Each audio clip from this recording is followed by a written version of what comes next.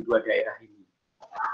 Yang jelas, pertama kita harus mengenal batuan basement di masing-masing tempat, batuan basement di Karangsambung, juga batuan basement di Bayat. Tapi juga yang penting itu kita bisa membedakan, ya. Jadi kita bisa mendiskriminasi apakah batuan dasar di dua tempat ini sama, ya. Kalau sama itu seberapa sama, kemudian kalau berbeda juga seberapa berbeda. Kenapa kita harus bisa mengidentifikasi atau mendiskriminasi seperti itu? Karena kalau kenyataannya itu dia sama, berarti nanti kita juga punya faktor atau turunan cerita geologi yang tertentu dibandingkan kalau misalnya dua batuan itu berbeda. Nah, kalau kita bicara soal basement, berarti kan itu bagian dari kerak, bagian dari batuan yang di bawah cekungan sedimen. Berarti dia itu mewarisi sifat-sifat dari lempengnya atau keraknya, ya. Nah, kalau kita belajar tektonik, maka pelaku dari interaksi lempeng itu ya hanya ada dua jenis, kan. Jadi apakah dia itu berafiliasi atau bersifat oceanic atau dia bersifat kontinental, gitu. Jadi dalam konteks itu nanti kita harus bisa melihat, ya, di Karangsambung itu seperti apa sih? Apakah dia cenderung oceanic atau kontinental? Demikian juga yang nanti di Bayat. Apakah dia oceanic atau kontinental? Nah, berarti kalau kita bisa melihat perbedaannya, maka dengan mudah kita bisa membuat skenario, atau bukan membuat skenario, ya, mengikuti bagaimana kemungkinan-kemungkinan interaksi lempengnya, ya. Nah, makanya kemudian turunan dari judul ini adalah from subduction to collision, karena itulah yang bisa dilakukan oleh lempeng-lempeng yang tadi bisa berbeda atau sama. Kalau dia berbeda, berarti nanti yang terjadi itu adalah ada proses-proses subduksi, ya, al-oceanic misalnya, ya. Kemudian kalau dia ternyata ada unsur-unsur kontinentalnya, berarti nanti fase-fase atau interaksinya sudah collision, gitu, ya. Jadi kurang lebih seperti itu. Dan pentingnya mempelajari basement itu adalah supaya kita bisa tahu awal dari cerita geologi suatu wilayah, ya. Awal cerita itu adalah T0-nya lah, T0 sebelum batuan sedimen pertama diendapkan. Dan itu penting. Kenapa penting? Karena orang kalau cari minyak di sebuah cekungan, sebelum dia membentur basement, sebelum dia menembus base batuan dasar, batuan kristalin, ya, metamorf atau batuan beku, ya, itu dia belum berhenti mengebor. Kenapa? Karena berarti belum mencapai basement. Tapi buat kita di Karangsambung dan di Bayat, kita tidak perlu mengebor sedalam sumur pemboran eksplorasi, misalnya di cekungan Jawa Timur itu bisa sampai kedalaman lebih dari 3.000 meter, misalnya. Itu suatu biaya yang mahal sekali. Jadi kalau kita punya dua singkapan basement di daerah dekat tempat kita belajar geologi, itu berarti suatu kemewahan. Kemewahan karena kita tidak perlu ngebor semahal 3.000 meter untuk memegang basement, ya. Oleh karena itu, saya sangat gembira waktu itu teman-teman dari SMIAG menetapkan topik daerah Karangsambung dan Bayat. Lalu saya terjemahkan sebagai itulah basement geology, gitu, ya. Jadi mudah-mudahan pengantar ini bisa memberi arahan pada teman-teman semua. Sebetulnya mau ke arah mana sih kita cerita atau diskusi kita pada sore hari ini? Itu, ya, karena nanti akan ada informasi yang banyak, tapi informasi yang banyak dalam geologi itu nanti harus dirangkum menjadi sesuatu yang jelas arah-arahnya, ya. Itu sebetulnya yang akan saya ini, ya, saya ceritakan nanti, ya. Jadi cuma ada 4 saja. Nanti pendahuluan ini termasuk tadi sudah saya sampaikan, lalu kita akan menuju ke Karangsambung, kemudian kita menuju ke Bayat, dan kemudian kita sampai pada suatu kesimpulan, ya. Oke, jadi segitiga ini adalah tempat yang sangat penting buat perjalanan tektonik di Jawa Timur, ya, atau di Jawa bagian timur, dan terutama di bagian southeast atau tenggara dari Sundaland, ya. Ya, karena tadi terdapatnya singkapan dua batuan di Bayat dan di Karangsambung, juga merupakan tempat pertemuan dari struktur-struktur yang dianggap sebagai struktur arah Meratus, ya, dan struktur yang disebut arah Jawa atau arah Sakala, ya, yang arahnya timur barat.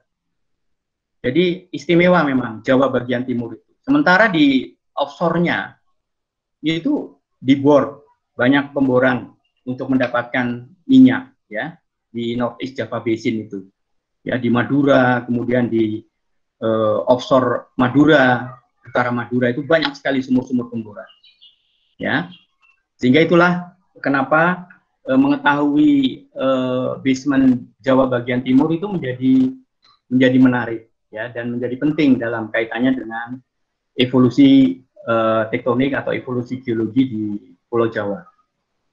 Ya, jadi nanti kita akan berkunjung ke tiga tempat ini, di Karangsambung, di Nanggulan, dan di Bayat. Nah, kenapa? Karena di tempat ini, kalau batuan paling tuanya sudah tersingkap, batuan basementnya tersingkap, berarti batuan sedimen tertuanya juga ikut tersingkap. Ya, jadi kalau yang sudah paling tua tersingkap, maka batuan sedimen tertuanya pun juga tersingkap. Jadi di dua tempat tadi, basement Bayat dan basement Karangsambung, itu jelas ada batuan tertua yang tersingkap, tapi di Nanggulan itu ada batuan yang sedimen yang tersingkap. Oleh karena itu ya kita sekalian lah kita teliti, ya, atau kita lihat. Jarak antara Karangsambung dengan Bayat ini itu sekitar 150 km, ya. Ya, Jogja ke Kebumen itu sekitar 110 km. Ya, jadi kalau dari Jogja ke Bayat itu sekitar 30-40, berarti sekitar 150. Ya. Oke. Ini ada model dari peneliti Karangsambung, Profesor Asikin, almarhum. Beliau itu adalah yang pertama kali menerapkan konsep tektonik lempeng di Karangsambung. Dan akhirnya keluar bahwa di Karangsambung itu ada evolusi tektonik seperti ini. Jadi ada subduction. Ya sudah subduction, kemudian selanjutnya akan ada perubahan subduksi menjadi arah barat timur. Jadi tidak terlalu menekankan bagaimana perubahan yang tadinya arah Meratus menjadi arah barat timur. Ya, padahal itu suatu masalah. Kok bisa? Ya, ada subduksi itu berpindah gitu, ya, dari yang tadinya arah Meratus, arah northeast southwest menjadi arah east west, ya. Ini pada zaman Kapur, dan ini east west ini pada zaman Oligocene, ya, pada zaman Paleogen. Nah, apa sebabnya perpindahan itu? Ada dua model pindahnya arah subduksi itu. Yang pertama adalah rotasional searah jarum jam. Jadi oleh si Delhi 1991 ini, begitu India itu membentur Asia, itu menyebabkan terjadi rotasi searah jarum jam. Dan akibatnya, karena dia rotasi searah jarum jam, ya, jadi di sini subduction itu hanya sampai di Kalimantan di sini, dan kemudian karena dia memutar, sementara Australia bergerak ke utara, maka terjadilah subduction-nya bukan yang memutar tadi, tapi sekarang subduction-nya baru menjadi arah barat timur. Jadi perpindahan subduction ini karena rotasi saja. Ya. Kemudian Robert Hall, ini dia bermula dari Eocene sih, ya. Jadi dari Eocene, kalau ini tidak melibatkan satu perpindahan yang drastis, hanya perubahan itu arahnya yang berlawanan, ya. Kalau ini tadi rotasional searah jarum jam, ini berlawanan, ya. Jadi arahnya itu tadinya itu tidak lewat Karangsambung ini, ya. Berarti ini sudah tersier, ya. Cuma kemudian dia berputar berlawanan jarum jam, dan kemudian menjadi posisi seperti sekarang. Kemudian ada konsep mikrokontinen. Jadi perubahannya itu tadinya itu ada subduksi di sini, ada 2 subduction. Yang pertama adalah early Cretaceous dan yang kedua itu adalah late Cretaceous, ya, disebut karang sambung Bantimala ini. Dan ini juga yang nanti di highlight oleh penemuan dari Pak Joko Susilo. Jadi memang ada 2 subduction di sini, gitu. Dan kemudian subduction ini berhenti, ya, berubah karena ada mikrokontinen, yaitu mikrokontinen yang disebut Pasta Noster waktu itu, ya. Dan kemudian Budiani 2003 itu menyampaikan konsep yang lebih mudah dilihat atau mudah ini, bahwa memang ada mikrokontinen, ya, yang merupakan bagian dari Sulawesi Barat, ya, tapi tidak di state di sini adalah ini mikrokontinen Jawa Timur, tapi memang ini bagian dari Jawa Timur dan akhirnya merapat, ya, terjadilah ini subduction to collision, ya.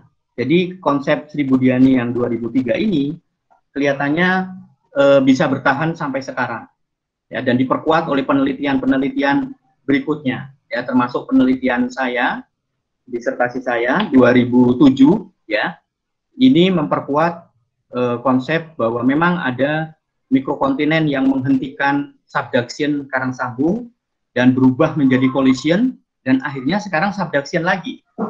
Jadi sebetulnya judulnya kalau mau lengkap sampai ke Oligocene itu adalah dari subduction to collision to subduction lagi harusnya. Begitu kalau mau lengkap sampai ke tertiary. Tapi karena kita bicara cuma sampai basement, maka ya ceritanya dari subduction to collision. Ya, sampai di sini saja, ya. Nah, ini sudah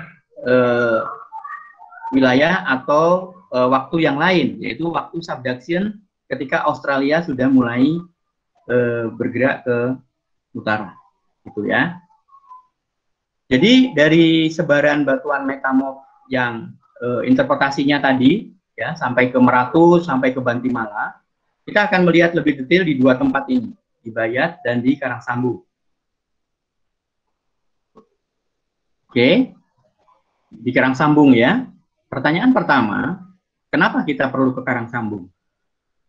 Ternyata ada 3 poin yang bisa kita kemukakan di sini. Kenapa Karang Sambung itu menjadi penting, ya? Pertama, dia itu singkapan batuan basement yang paling luas di Jawa, ya.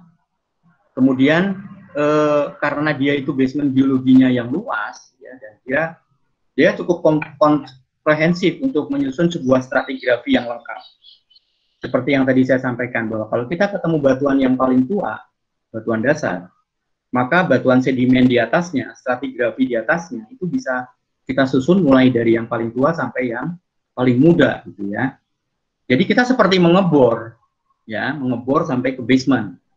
Nah, kemudian nanti ada pengertian bahwa nama Karang Sambung itu luar biasa. Karang Sambung itu, ya, kalau kita terjemahkan sebagai kata-kata yang sederhana, itu adalah batuan yang bersambung sebetulnya. Nah, batuan yang bersambung itu kalau di dalam tektonik itu namanya sutur. Ya kan? Sutur itu kan sambungan. Tengkorak itu juga ada sutur. Jadi antara tulang-tulang tengkorak itu dia bersambungnya namanya sutur. Nah, sutur ini dalam pengertian tektonik itu harus ada proses, ada subduction dulu, baru kemudian ditutup oleh collision. Dan ini ada di Karang Sambung. Ya, jadi kita akan mengupas Karang Sambung dengan 3 poin ini. Ya. Dia terluas di sini Karang Sambung itu, ya, dibandingkan dengan Bayat. Ya, Bayat itu 1 kali 2 atau 3 kali 4 atau 5 kilometer. Nggak sampai 20 kilometer persegi Bayat itu. Nah, Karang Sambung itu bisa sampai 60 sampai 80 km persegi. Ini kita lihat, ya, skalanya. Nah, ini dia. Ya. Inilah singkapan yang berwarna ungu ini, ya, batuan di sini disebut Luh Ulo Melans Kompleks. Dia berumur paling tidak itu Paleocene sampai Cretaceous, sampai pratersier ya, kapur. Ya, ini batuan yang berwarna ungu ini ya. Dan dia kalau kita ukur skalanya itu bisa sampai ini sekitar 60 km gitu ya. Kemudian dia sampai di sini tuh bisa sampai 40 ya, cukup luas ya, cukup luas ya. Dan umur-umurnya jelas ya. Umur-umurnya ini sudah ditanggal berdasarkan radiolaria dan umurnya adalah Cretaceous ya. Nah, kemudian di atasnya ini ada formasi karang sambung, ada formasi totogan ya, formasi waturanda ya. Sampai nanti yang paling muda itu adalah formasi-formasi quaternary ini, lihat ya di sini ya. Oke, nah kemudian jelas dia merupakan suatu basement geologi yang lengkap ya. Tadi sudah saya sampaikan ya, ini dia ya. Jadi kita bisa punya suatu susunan stratigrafi yang lengkap ya. Meski kita mendapati kalau kita masukkan dalam suatu chronochart seperti ini ya, tadi kan umurnya pratersier, padahal umur batuan sedimen yang paling tua itu adalah middle Eocene ya kan. Berarti antara pratersier dengan middle Eocene itu ada suatu apa namanya, suatu hiatus ya, ada suatu selang di mana tidak ada pengendapan. Artinya apa? Berarti wilayah basement ini pernah menjadi wilayah yang tidak terjadi pengendapan. Jadi dia wilayah daratan berarti. Ya. Dan waktunya itu selama waktu Paleosen. Jadi kalau ini sekitar 60 juta tahun dan Middle Eocene itu sekitar 40, katakanlah begitu, maka sekitar 10 sampai 15 juta tahun hiatus ini terjadi. Ya. Dan di sini juga kita bisa lihat bayat itu di sini, bayat itu, ya. Dan ini cukup lengkap. Ini bisa sampai ke Miocene, bahkan Pliocene. Ini tidak lengkap. Saya harusnya sampai Pliocene dan sampai Quaternary. Ada semua di karang sambung, ya. Jadi ini di karang sambung ini ya, ada semua. Dan ini adalah di bayat, ya. Nah kemudian Nanggulan itu berada di tengah. Sementara kita punya formasi Nanggulan yang umurnya sama dengan formasi Gamping dan Mungkal, umur Eocene. Berarti sebetulnya tidak jauh dari Nanggulan, itu ada basement sebetulnya. Cuma pertanyaannya, basement Nanggulan itu ikut siapa ya? Kalau bayat katakanlah nanti punya karakter sendiri, Ulo itu punya karakter sendiri, nah Nanggulan ini ikut siapa? Itu juga nanti pertanyaan yang harus kita jawab. Ya, juga batuan dasar di cekungan Jawa Timur ini, ya ada formasi nyimbang. Ini bagaimana karakternya? Ya, karakter yang tadi dua sifat tadi, apakah berafiliasi ke oceanic atau berafiliasi ke kontinen, atau dia di daerah sutur, di daerah konvergen, ya, gitu. Karang sambung, kalau kita lihat sedimentasinya, ya, dibandingkan dengan bayat ini, maka karang sambung itu dulu lebih ke sebuah dalaman, ya, karena karakter-karakter batuan sedimennya itu dia ada yang disebut dengan formasi totogan, itu dia formasi olisostrom, ya, dalam dia. Sementara di karang sambung di bayat itu dia endapannya normal laut dangkal, gitu, ya. Berarti antara bayat dengan karang sambung ini ada slope, ya, ada slope paleoslope gitu ya, yang mengontrol ciri stratigrafi di dua tempat ini. Nah, Nanggulan ikut mana? Berarti Nanggulan dia ikut di sini, ya. Kalau ini ada slope, berarti Nanggulan itu dia ada di pinggiran-pinggiran slope ini, ya. Dan ini gambaran skematis, ya, bagaimana situasi sekarang karang sambung kalau kita buat penampangnya, itu dia muncul di sini. Sementara di bagian selatan itu ada Kebumen Low, kita ketemu semua batuannya. Jadi kita kalau ke arah karang sambung itu kita mendarat atau di sini di Kebumen itu ya. Lalu kita kemudian berjalan ke utara. Nah, ketemulah kita dengan karang sambung. Ya, kalau di Bayat itu juga begitu. Kalau kita ke arah selatan, Ini adalah gunung-gunung Batur Agung dan sebagainya itu ya. Dan kita punya Wonosari limestone ini ya. Oke. Nah, Karangsambung itu luar biasa yang menamakan Karangsambung itu. Jadi leluhur kita itu menamakan Karangsambung itu seperti beliau-beliau itu, leluhur kita itu udah tahu ya kalau Karangsambung itu daerah interaksi batuan gitu, interaksi batuan-batuan yang nyambung. Luar biasa ya. Dan kenyataannya memang begitu kalau kita lihat, kita amati nanti ya. Jadi seperti ini tadi cerita, ada subduction ya, tadinya terpisah begitu, dan kemudian subduction to collision, nyambung dia menjadi sutur ya. Di tempat mana dia menyambung ya, di tempat Karangsambung itu ya. Oke, ini adalah model atau konsep biologi yang terakhir 2007, sebelum nanti yang paling akhir adalah 2009 dari Helen Smith. Ya, terlihat bahwa kontinen yang menghentikan subduksi dari Karangsambung itu ternyata bentuknya seperti ini menurut Helen Smith, dan dia dianggap bagian fragmen dari Gondwana ya, bagian dari Gondwana. Dan kalau dibuat penampang di sini itu seperti ini ya. Jadi ini ada subduction dulu ya, subduction to collision ya, ada collision di sini ya. Jadi inilah Karangsambung. Ada nggak bukti-bukti ini di Karangsambung? Masalahnya kan di situ ya.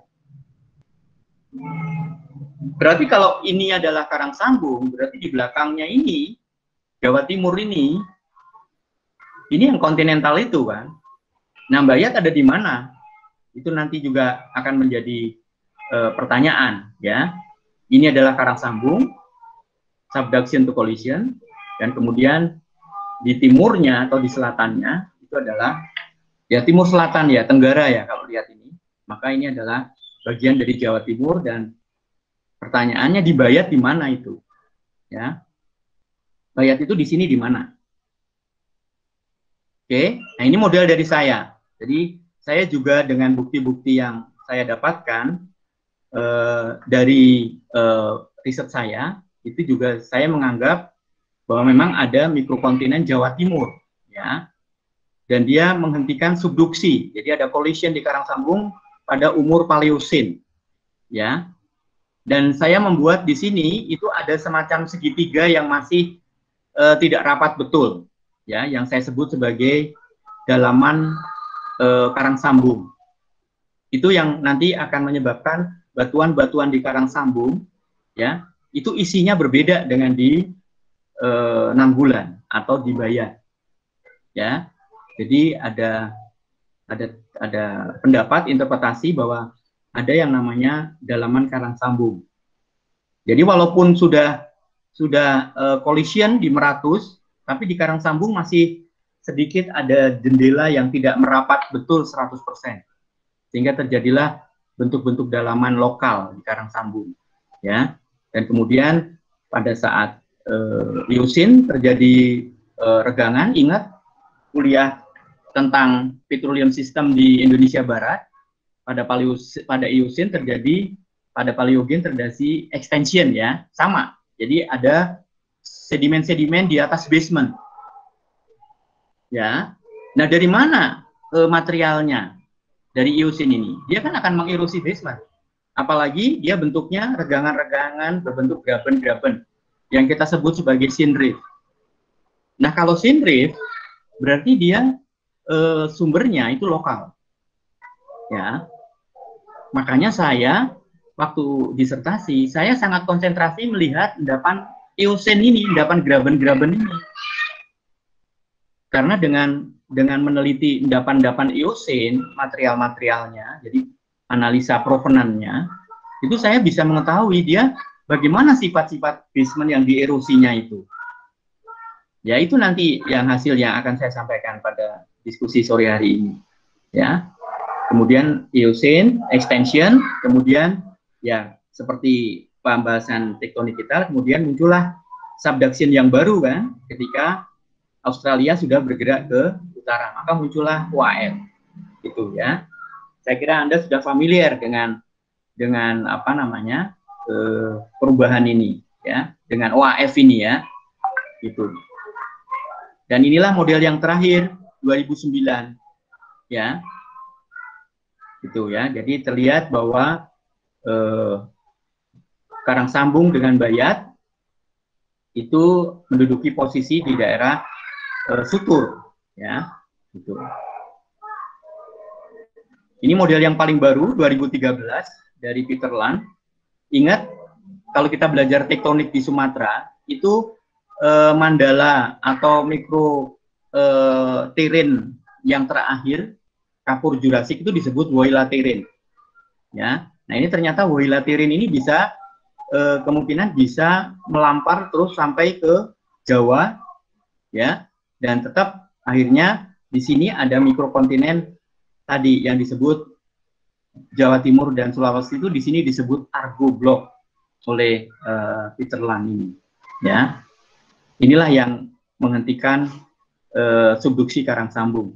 Jadi dia menutup laut Mesothetis, ya. Jadi kalau kita ke karang sambung, lihat ada lantai samudra, itu dia lantai samudra dari Mesothetis itu, ya. Itu. Oke, berarti pertama sekali kalau kita ingin ke karang sambung, yang harus kita lihat, yang harus kita buktikan, itu ada nggak si subduction feature di sana? Sangat terkenal. Bahkan kalau kembali ke 1974, itu Profesor Asikin sudah membuktikan bahwa karang sambung itu memang subduction berumur kapur, ya.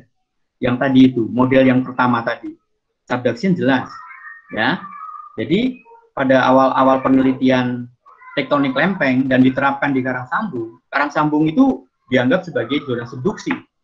Waktu itu orang tidak berpikir bahwa ada event setelah subduksi di karang sambung. Nah, apa buktinya? Itu aja nanti, ya. Jadi kita lihat dulu karang sambung sebagai zona subduksi, ya. Jadi ini seperti kita berwisata, ya, visit sebuah bekas palung, ya, atau bekas prisma akrasi. Jadi ini kompleks prisma akrasi yang terangkat, ya, yang memfosil. Karang sambung itu sebetulnya itu sebagian besar sebagai zona subduksi. Oleh karena itu komponen-komponennya itu adalah komponen-komponen yang ada di zona akrasi, zona percampuran, ya. Dan kalau kita belajar tektonik regional di Indonesia, itu ternyata collision atau suturing itu tidak terjadi sekali saja. Kita kan sekarang sedang membahas di sini, ya, ini, ya, edit in Cretaceous di sini, ya. Tapi sebetulnya sebelumnya ada, ya. Jadi disebut muncul istilah accretionary orogen. Accretionary itu maksudnya bertambah, ya, gitu, ya. Oke. Nah, ini jadi fase pertama karang sambung itu adalah fase subduction atau pre-collision, ya, di mana kita mempunyai feature itu adanya prisma akrasi ini, ya. Ini adalah mikrokontinen dari Jawa Timur dan West Sulawesi tadi, ya. Oke. Dan kemudian kalau kita ingin membuktikan sebuah tempat itu menjadi prisma akrasi di sini, ya, maka prisma akrasi ini sebetulnya itu adalah campuran, ya, makanya disebut melans, campuran secara tektonik. Jadi prisma akrasi ini adalah percampuran secara tektonik, ya. Dia diseret, dimasukkan ke sini, digencet, kemudian dia hancur dan sebagainya, bercampurlah batuan-batuan. Itu komponen-komponen batuan yang tercampur di sini itu ada dua asalnya. Yang pertama adalah yang berasal dari tengah laut sini, ini, ya, ini disebut exotic block, ya, blok-blok eksotik karena cukup jauh, ya. Dan yang native block itu adalah yang berasal dari foreark atau daratan. Nah, daratan itu apa isinya? Ada turbidit, ya, ada batu pasir, ya, kemudian ada breksi di sini, ya, pokoknya endapan-endapan dari darat dia bisa masuk ke sini. Sementara dari dari lautan atau disebut sebagai ocean plate stratigraphy, itu dia ada ini, ada susunan pelagik, ini pelagik, kemudian ada batu gamping, ya, batu gamping kalsilutit. Kalsilutit itu berarti halus sekali, berwarna merah karena dia dekat dengan mid oceanic ridge ini, dan kemudian ada besar, ya. Nah, oceanic plate stratigraphy ini akhirnya dia akan tercampur di sini, ya. Dan inilah yang kita lihat di Karang Sambung, ya. Nah, di sini, ya. Jadi percampurannya itu di sini, ya. Percampuran melans itu di sini. Jadi di Meratus ada ini, kemudian di Loulo itu kita di sini, dan di Bantimala ada. Komponennya ini ada semua, ya. Ada chert. Kemudian ada yang titik-titik ini adalah sandstone and shale, berarti dia dari mana? Dari native, ya. Itu tidak ada konglomerasi, tidak ada di sini, tapi kemudian ada batuan metamorf ini. Batuan metamorf di sini itu menunjukkan bahwa tidak hanya dari tengah samudra dan dari darat, tapi juga dari dalam bumi, dari kedalaman yang tinggi, ya. Jadi dalam, jadi ada batuan-batuan high pressure-nya yang naik ke atas. Jadi luar biasa percampuran di prisma akrasi ini, ya. Bercampur, kemudian massa dasarnya itu adalah berasal dari shale ini, silicious shale ini, ya. Lalu kemudian percampuran semua ini disebut melans. Oke, nah ini, ya. Ini adalah subduksi pada saat itu, ya, di Karang Sambung ini, ya. Oke. Nah, Pak Joko dengan disertasinya pada tahun 2015 itu menengarai ada 2 subduction. Subduction pertama itu adalah Jurassic. Ini lewat Meratus dan satunya juga lewat tempat kita, lewat Karang Sambung. Cuma di sini magmatic arc-nya itu adalah di Swaner. Ingat ya, yang kuliah Kalimantan itu kita pernah ke Swaner, ya. Itu ya, granit itu, ya. Itu adalah produk dari magmatic arc subduction Jurassic. Nah, kemudian pada saat Cretaceous atau late Cretaceous itu ada subduction lagi dan menghasilkan batuan-batuan asosiasi busur itu di Meratus, ya. Ya, 2 ini itu berbelok di Karang Sambung, ya. Bayangkanlah ini ada di Meratus, ya, kemudian dia berbelok ke Karang Sambung. Jadi Karang Sambung tuh punya 2 cabang, ya. Yang dia bisa langsung berhubungan ke Meratus itu adalah yang Jurassic, tapi dia juga bisa berhubungan dengan yang sekarang sudah terpisah, itu adalah di Bantimala. Ini adalah hasil dari disertasi Pak Joko Susilo 2015. Dan kalau kita supaya yakin bahwa Karang Sambung itu tidak sendirian, kita harus cari contohnya lah. Di mana contoh yang dekat? Itu ada di Amerika Barat yang disebut sebagai Franciscan Subduction Zone, ya. Apa isinya? Nah, ini adalah yang di Karang Sambung. Tadi yang saya bilang exotic block dan native block ada semua di sini. Ini yang serpentinite, kemudian basalt, kalsilutit. Ini adalah oceanic plate stratigraphy ini, ya.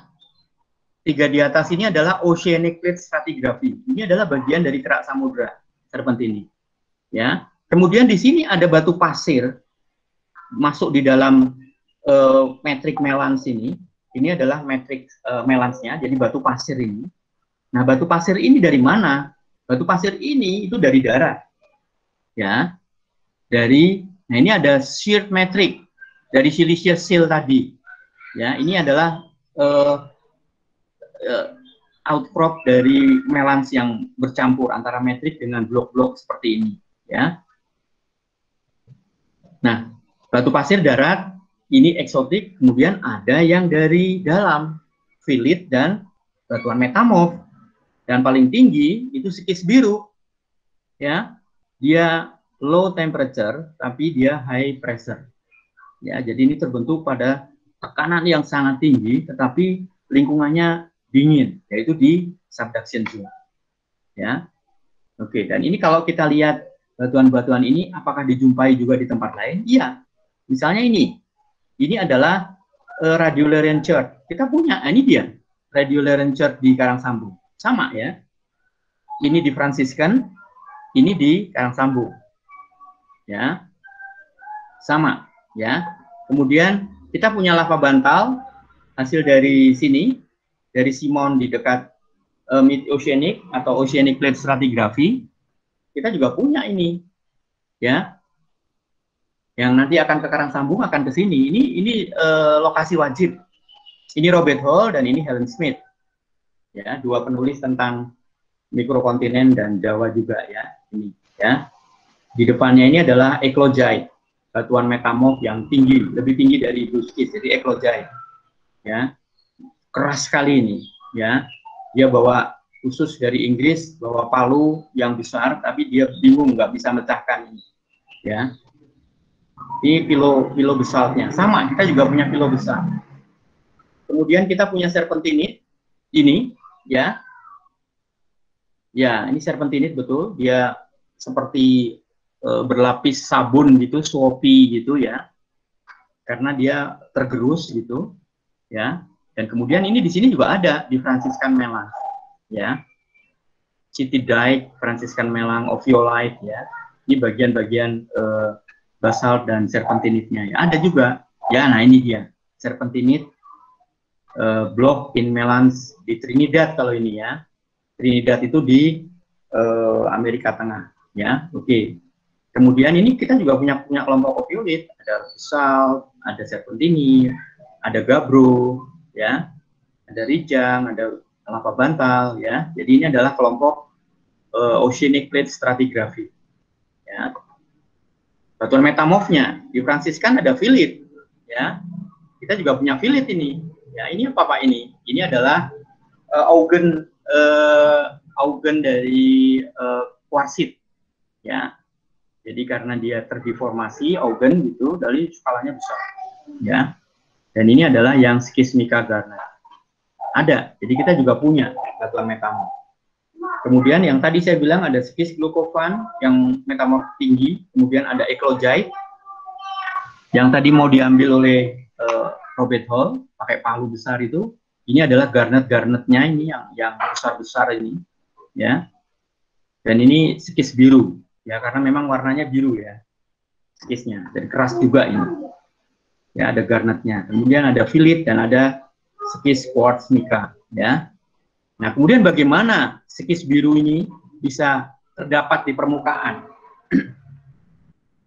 Ya, prosesnya seperti ini. Ini dibuat oleh Platt 1986 dan model ini terkenal. Jadi ada prisma akrasi begitu. Lalu pada kedalaman sekitar, lihat ini, 45 km, mulailah terbentuk high grade metamorphic block di sini, ya. Prosesnya underplating atau metamorphism dan sebagainya. Nah, kemudian karena ini ada makin tebal, makin lama makin ada problem ruangnya sedikit yang datang terus menerus, maka dia akan tebal di sini dan kemudian dia runtuh, ya. Ini runtuh begitu, extension, ya. Extension, jadi tetap terus, ya. Nah, kemudian kepingan-kepingan nape ini, ya, kepingan-kepingan dari high pressure metamorphic rock ini akhirnya bisa muncul ke atas, ya, dalam proses subduction ini, ya, gitu, ya. Atau seperti ini, ya. Jadi ini ada kegiatan prisma akrasi di sini, ya. Lalu disinilah ini sebetulnya tempat dari blueskis block itu di sini, ya, di kedalaman tadi itu sekitar 45 km, ya. Nah, sebelum dia nanti masuk terus ke dalam, dia itu ada yang tercabik-cabik, ya, karena proses problem ruang tadi. Jadi ada yang balik lagi ke atas dan dia ikut. Makanya blueskis di Karangsambung itu bentuknya adalah blocking, ya. Blok-blok, kita nggak pernah lihat ada suatu singkapan blueskis yang seperti in situ itu jarang, ya. Dia terdapat sebagai blok-blok. Nah, seperti ini ya, sebagai cabikan-cabikan seperti ini, ya, blok-blok begini, ya. Ini strukturnya karena dia melancip, seperti ditarik begitu, ya. Jadi seperti singkong, maka disebut Bowden structure, ya. Dia tertanam dalam masa dasar serpih tergerus, ya. Seperti inilah, ya, di Franciscan melang itu. Sama, itu dengan ini sama, ya. Ini disebut melange tektonik, ya. Oke, nah ini dia. Ini adalah melange struktur-struktur block in metric melange gitu, tektonik melange di karang sambung. Ini di bagian Jati Samit seperti ini, ya. Dan kalau kita ambil metriknya, itu ternyata sudah muncul metamorfik, sudah muncul serisit. Nah, ini yang membuktikan bahwa dia sudah ada semacam pressure, ya. Jadi tidak hanya lempung serpih saja, tapi sudah mulai muncul metamorfik. Ini tadi yang difransiskan, ada yang menghitung rasio blok dengan metriknya berapa dan sebagainya. Di sana luas sekali, sehingga bisa diketahui rasio metrik dan bloknya, ya. Nah, ini tadi kita lihat melange itu berarti dia proses subduksi. Turbidite ini ada di palung dekat dengan daratan. Kemudian yang di bawah ini upper mantle pilobasal ini adalah dia oceanic floor. Sekis dan sebagainya sebagai bagian dari pressure. Jadi empat komponen inilah yang membentuk suatu subduction zone.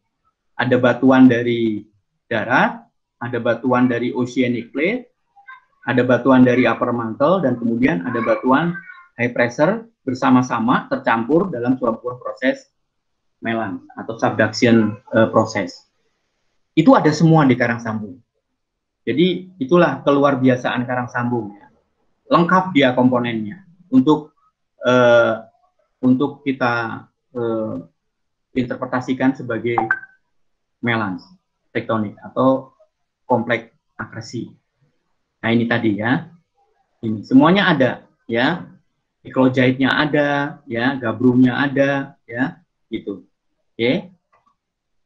Kemudian model-model di karang sambung itu Pak Asikin tadi sudah menyatakan dalam gambarnya bahwa dia menyatakan ya sudah, dia hanya subduction zone saja.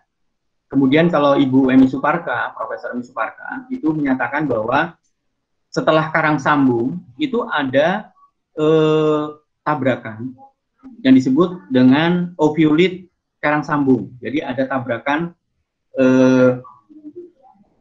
ovulate karang sambung yang arahnya itu mengarah abduction. Jadi ini ada melange karang sambung, kemudian ada obduksi punggungan tengah samudra, ovulate karang sambung utara, ya. Jadi ada dua proses kalau menurut Ibu Emi di karang sambung itu. Sedangkan dari LIPI itu ternyata kemiringan dari unsur-unsur karang sambung itu ke selatan semua. Padahal kalau prisma akrasinya dari selatan, itu kan miringnya harusnya ke utara, ya. Saya juga mengukur ini miringnya ke selatan. Ini adalah hasil disertasi saya. Ini lokasi pengamatannya, jadi pakai GPS betul-betul ada plotting lokasinya ini di 3 tempat ini, ya. Ini ternyata miringnya ke selatan semua, lihat ini, ya. Semua unsur-unsur blockingnya itu, ya, seperti ini, ya. Loh, berarti saya menafsirkan kalau dia akrasinya dari selatan dari sini, itu kan harusnya miringnya ke utara semua, gitu kan? Tapi ternyata yang saya ukur itu miringnya malah ke selatan. Oleh karena itu saya menafsirkan ini adalah backthrust-nya, ya. Jadi kalau ada sebuah prisma akrasi yang lengkap, itu nanti ada yang namanya frontal accretion, top accretion, dan rear accretion. Nah, yang saya ukur ini itu adalah yang rear accretion. Saya menganggap begitu, ya. Oke. Tadi bukti collision, bukti subduction. Lalu sekarang kalau kita berpindah ke collision, apa buktinya? Nah, rupanya untuk mengejar, ya, untuk berburu tentang bukti collision itu ternyata tidak mudah. Jadi kita harus percaya bahwa sedimen-sedimen di atas basement itu adalah barang-barangnya semua. Ya, batu pasir yang umurnya lebih muda yang sudah jadi sedimen itu mesti sumbernya adalah dari basement di bawahnya. Dan kalau dia basement itu sudah menjadi sumber, berarti basementnya harus berhenti sebagai subduction zone. Ya kan? Jadi basementnya harus sudah stop untuk bisa menjadi sedimentation basement related. Nah, itu yang kemudian saya mengamatinya ya.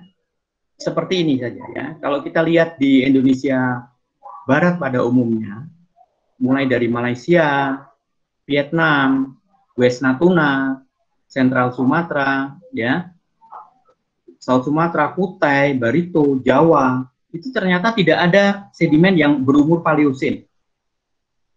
Ya, tidak ada. Jadi ini missing section, tidak ada. Artinya apa? Pada saat itu, pada saat tidak ada sedimen ini, basement ini sebuah daratan. Berarti dimanapun waktu itu tidak ada subduction. Berarti Karang Sambung waktu itu sudah berhenti dia sebagai subduction. Dan yang apa buktinya bahwa dia sudah berhenti sebagai subduction? Ya kita lihat sedimen-sedimen di atas ini bagaimana provenannya, materialnya. Mencerminkan basementnya enggak? Karena kan ini mencerminkan endapan-endapan lokal ya. Kalau dia berbentuk pengendapan sinrif, pengendapan graben, ya. Nah ini yang akan menjadi bukti bahwa terjadi collision, sudah terjadi collision atau subduction di Karang Sambung sudah berhenti waktu itu. Ini ya, sehingga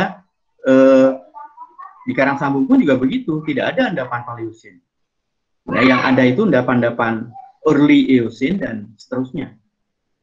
Jadi oleh karena itu time ini adalah time ketika prisma akrasi Karang Sambung itu sudah berhenti, sudah menjadi daratan, ya. Kenapa? Karena sudah collision.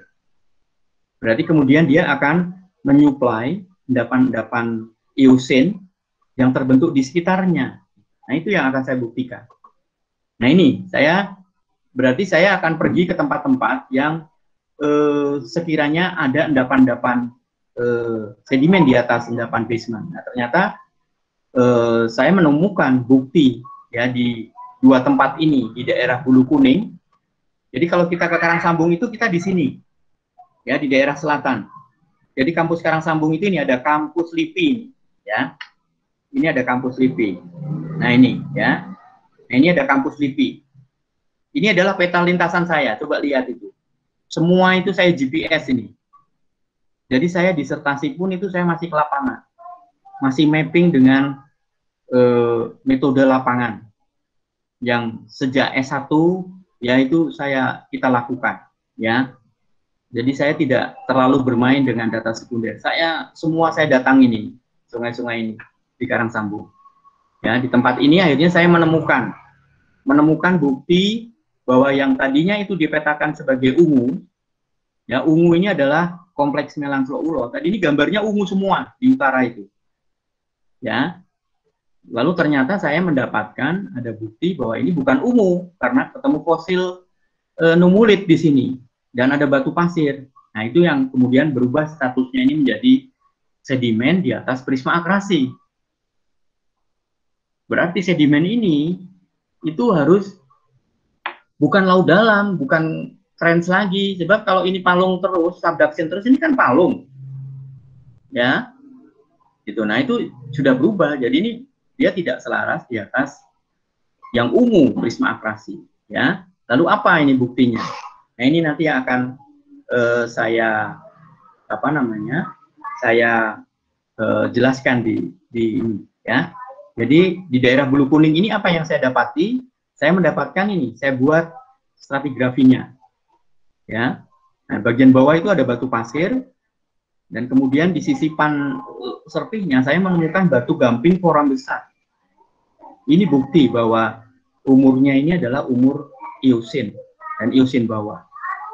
Ya, jadi berubah statusnya di daerah itu menjadi ada endapan Eocene dan kemudian saya namakan sebagai formasi Bulu Kuning. Ya, jadi sebuah penemuan dalam disertasi saya. Ya, juga di sini. Ya, ini sama di daerah Lebak Menak itu di sini. Ya, kalau Anda lihat ini semua ini berdata GPS. Saya ke sini, jalan ke sini saya. Ya, ini membentuk lintasan di sini. Ya, Dan ini batuannya, ya. Ini batu pasirnya, batu pasir kuarsa, ya. Dan lihat, ya, banyak rijang. Lihat ini, rijang. Kemudian ada polikristalin kuarsa, ya mungkin dari skisnya, ya. Kemudian ada rijang, kemudian ada basalt. Dari mana itu? Ya dari kompleks Melanzlo-Ulo, ya itu ya. Ini ya batu pasirnya. Kemudian ini serpihnya, ya memang sudah seperti agak tergerus gitu ya, karena terlihat sekali dia ada penjajaran, gitu. Seperti meta sedimen gitu. Tapi karakter batuan sedimennya seperti ini masih terlihat. Jadi ini bukan batuan metamorf ini, ya. Nah ini juga begitu, ya. Ada sekis, ada rijang, ya. Ini dari mana ini sumbernya kalau bukan dari prisma akrasi? Dan ternyata kemudian ada sisipan, itu ada fosilnya. Ya, ini yang fosil numulit ini, ya. Ada lokasinya, yaitu di Kalipo. Ada lensa konglomerat. Ya. Konglomerat ini mengandung ini, sekis, rijang, dari mana ini? Basalt, kuarsa ini mungkin kuarsit, ya. Lihat, ini ada filit ini, ada fragmen filit di batuan sayatan tipisnya ini. Nah, berarti kan dari prisma akrasinya kan, artinya dari palung yang sudah berhenti sebagai palung, artinya sudah collision, ya. Oke, dan ini kemudian batasnya, ya, batas antara formasi bulu kuning ini dan kemudian ini adalah sesar naik, ini adalah kompleks Melanzlo-Ulo, ini besar. Kalau sudah basalt ya tetap bagian dari kompleks Melanzlo-Ulo, ya. Jadi ini ada batas sesar naik. Dan ini dia fosilnya, disebut granulate nummulitis, ya. Dan umurnya itu adalah Eosin bawah. Jadi betul-betul berubah status dari yang tadinya ungu tadi menjadi warna kuning karena penemuan formasi bulu kuning ini, ya. Nah kemudian juga di tempat lain di berikutnya ini di daerah Larangan ini sama, saya juga ke situ.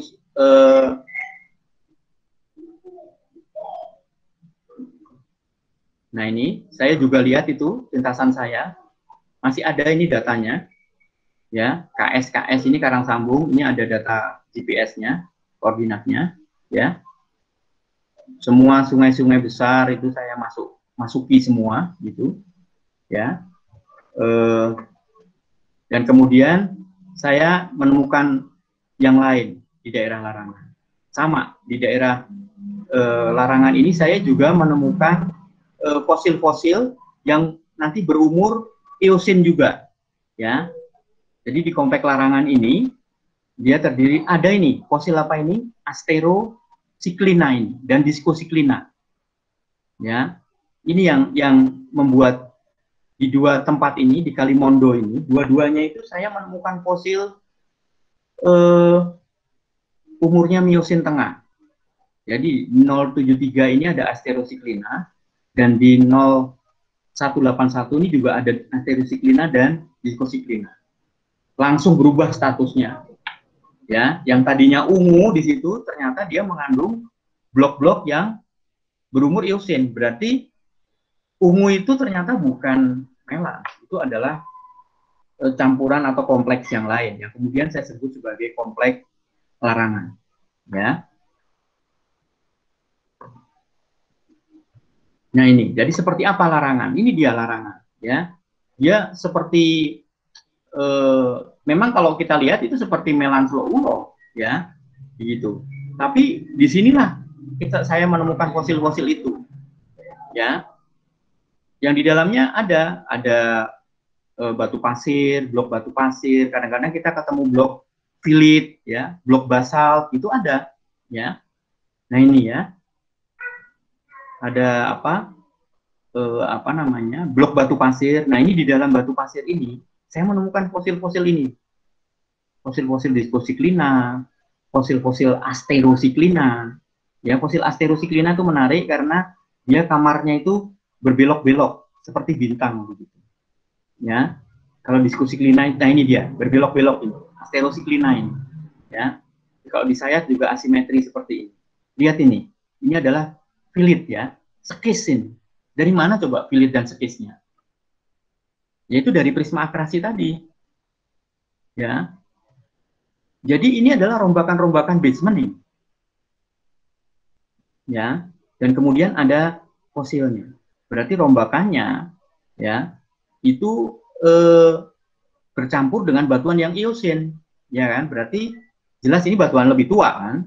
Dan rombakan itu terjadi di saat-saat lebih muda dari disposiklina paling tidak, ya, gitu. Jadi bukan melans yang berwarna ungu lagi. Kemudian saya juga ketemunya ada fosil kapur orbitolina. Oh, berarti umur kapur pun jadi dia berasal dari melans pun bisa masuk ke sini, ya.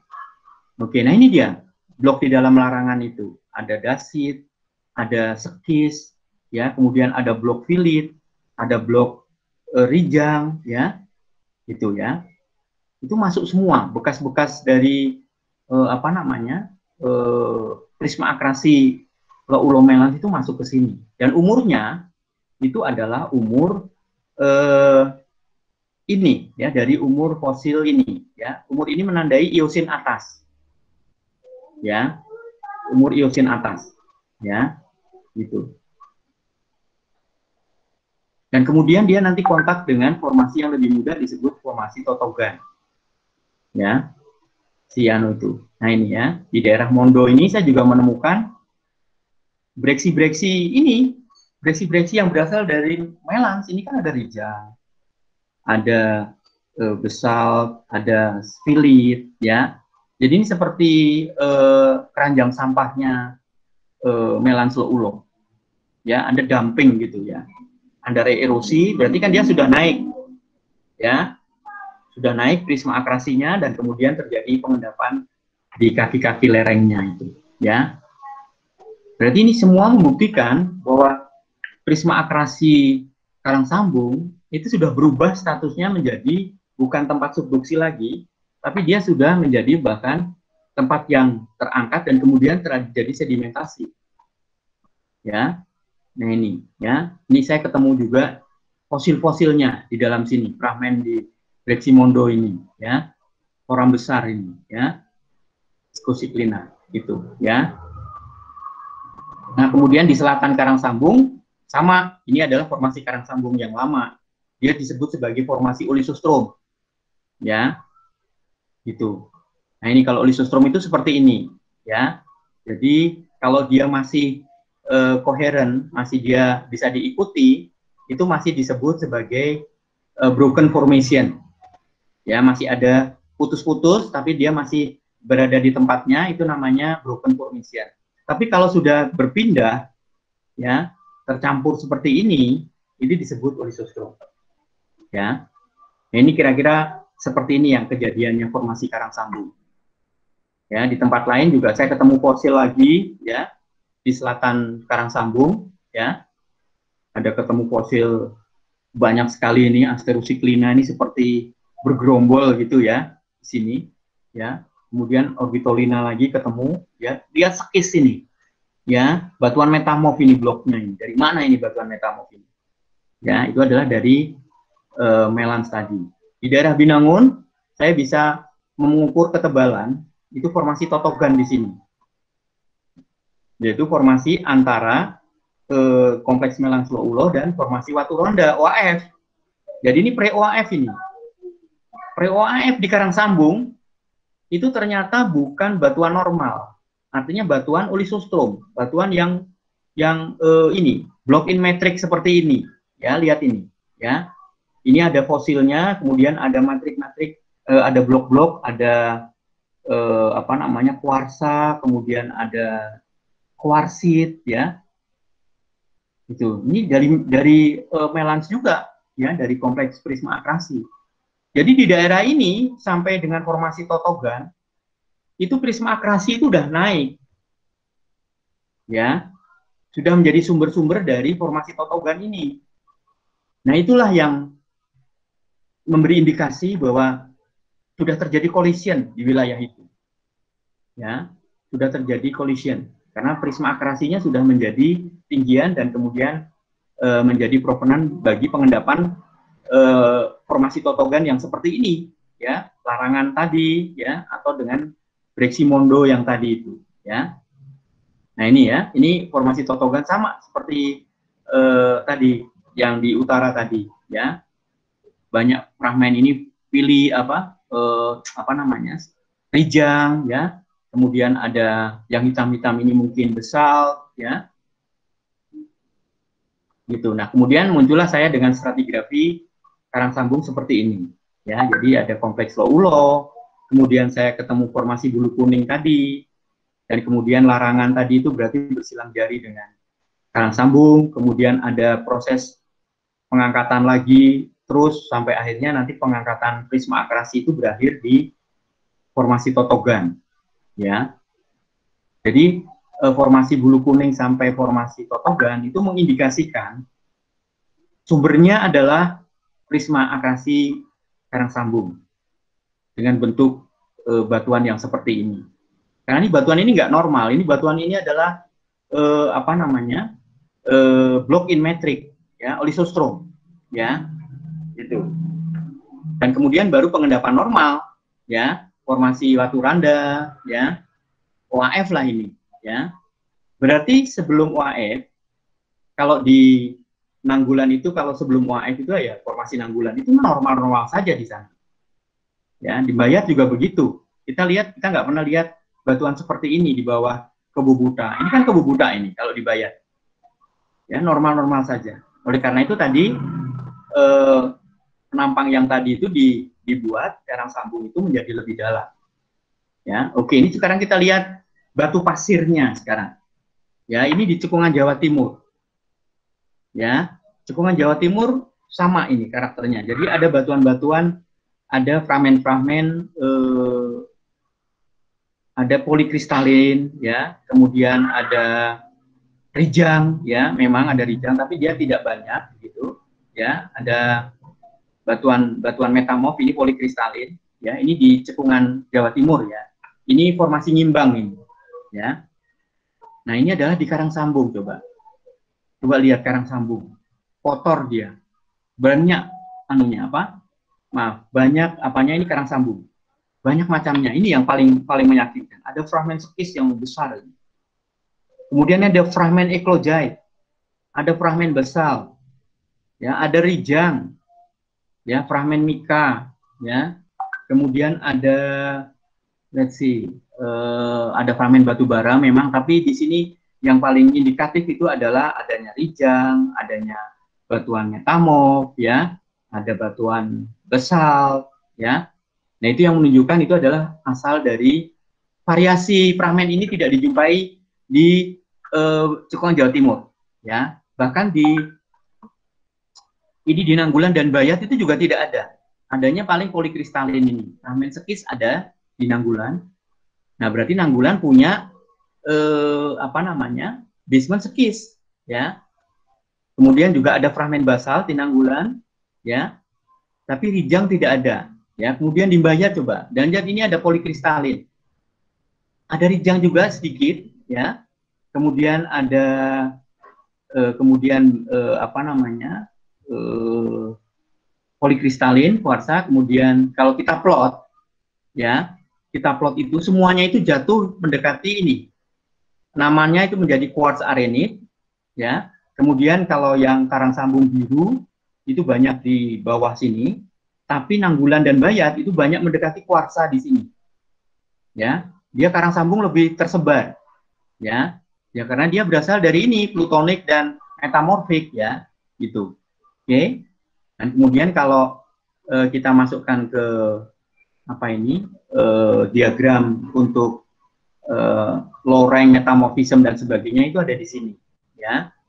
Kemudian yang nanti menjadi akhir dari provenan itu adalah ini, diagram ini, ya. Diagram ini menunjukkan bahwa semua batuan Eosin arenit tadi, quartz arenit tadi, itu kalau diplot itu di dekat kuarsa tadi.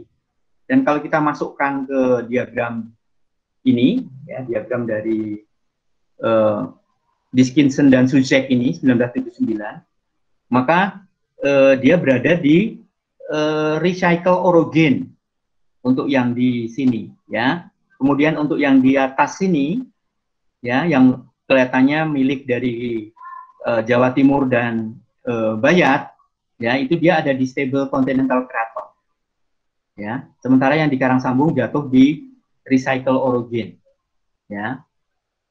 Gitu. Dan interpretasinya itu adalah kontinen collision atau kontinen volcanic arc collision. Jadi di daerah orogen lah, gitu. Ya.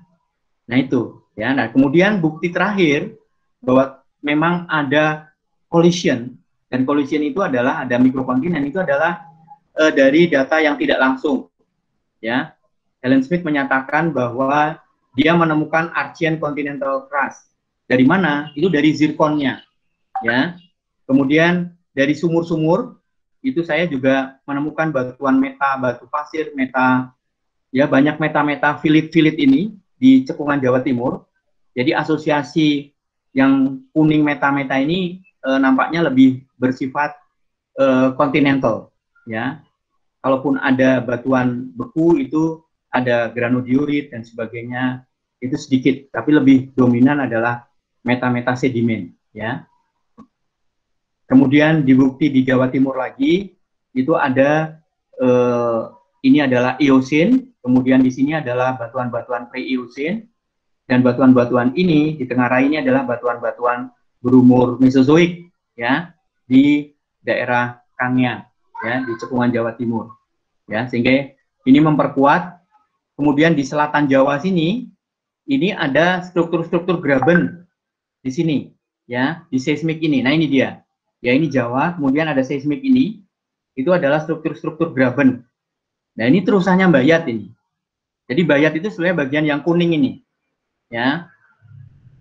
Bayat itu adalah bagian yang kuning, ya. Kemudian OAF itu bagian yang hijau ini, ya. Kemudian yang biru ini adalah bagian limestone Wonosari. Nah ini Bayat ini ternyata sampai ke selatan sana, ya. Oke, jadi itulah tadi bukti bahwa ada material kontinen dari data-data yang pendukung, ya, data sekunder. Kemudian kalau kita ke Bayat, ya, ke sini, Anda mungkin lebih familiar di Bayat karena baru saja dari sana. Jaraknya Karangsambung dengan Bayat adalah 145 km. Kita tadi udah di sini, ya, betul kan? Dan di sini tuh Anda lihat memang subduction related feature itu lebih kentara karena kita bisa lihat prisma akrasi Karangsambung, betul nggak? Bisa melihat oceanic plate stratigraphy, betul-betul kita lihat prisma akrasi. Nah, cerita regionalnya kan subductionnya dari arah sini, ya, dari arah tenggara, toh. Berarti oceanic plate-nya itu ada di sini sebetulnya. Ya, kalau ini subduction, betul nggak? Jadi ini ada subduction ke sana. Berarti ini adalah oceanic plate.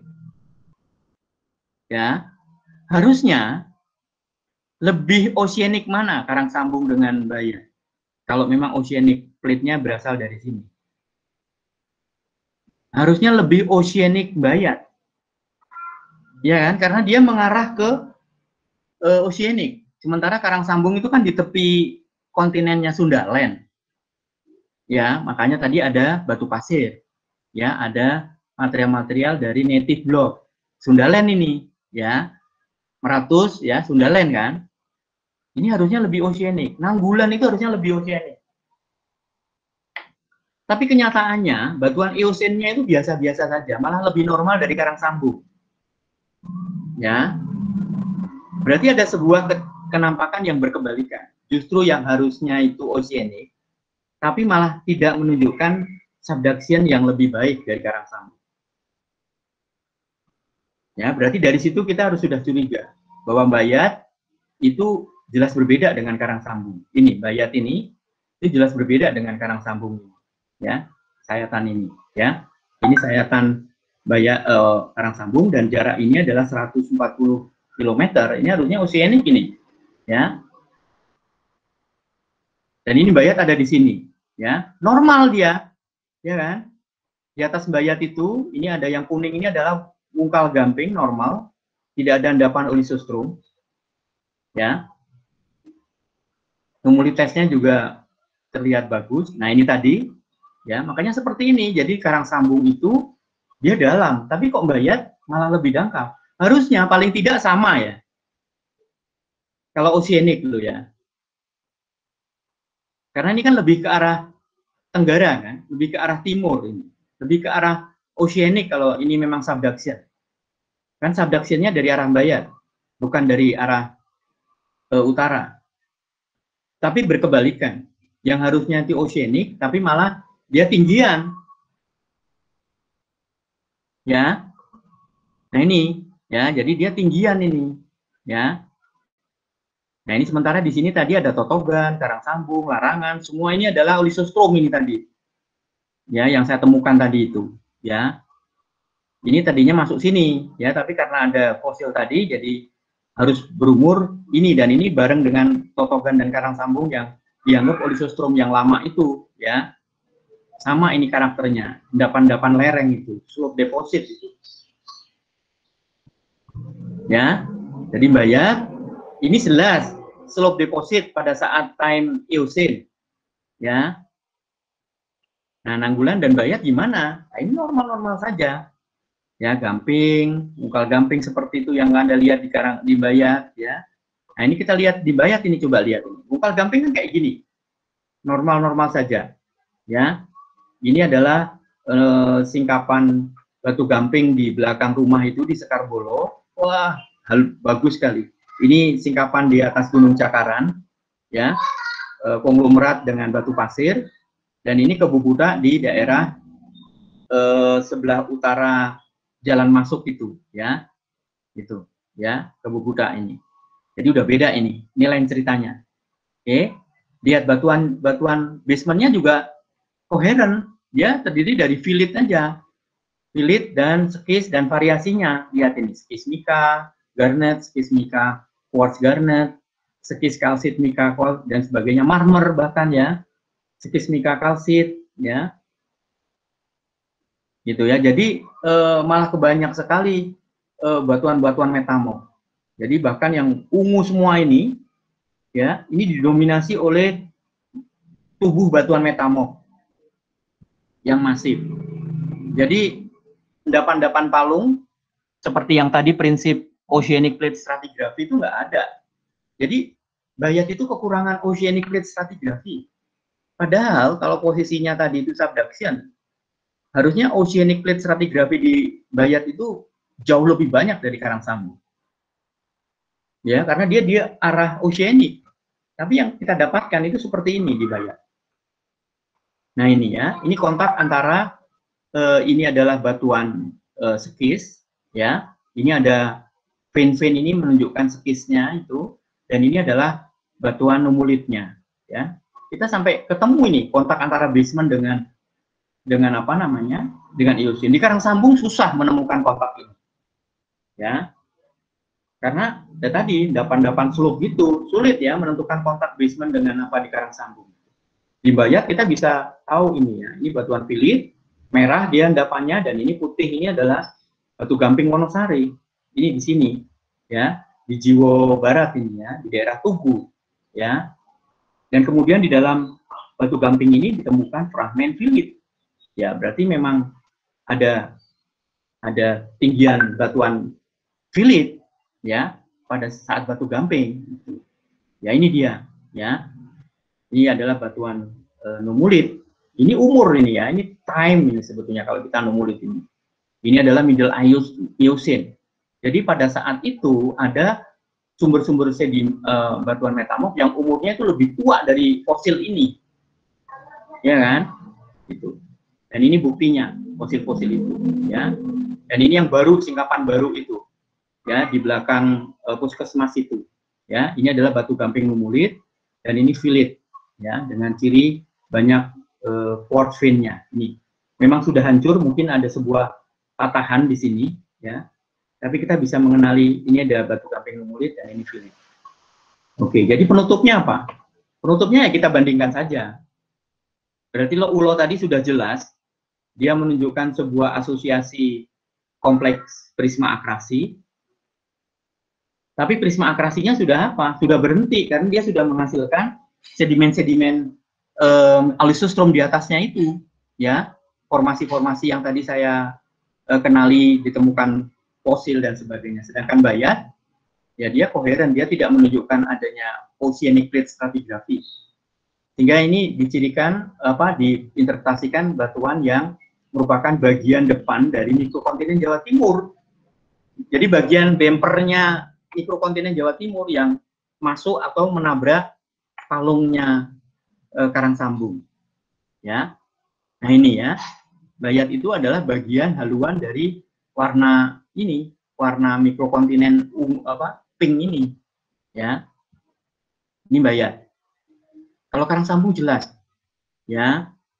Sudah, itu sudah contoh kompleks subduksi yang lengkap lah. Kita mau belajar kompleks subduksi itu di situ.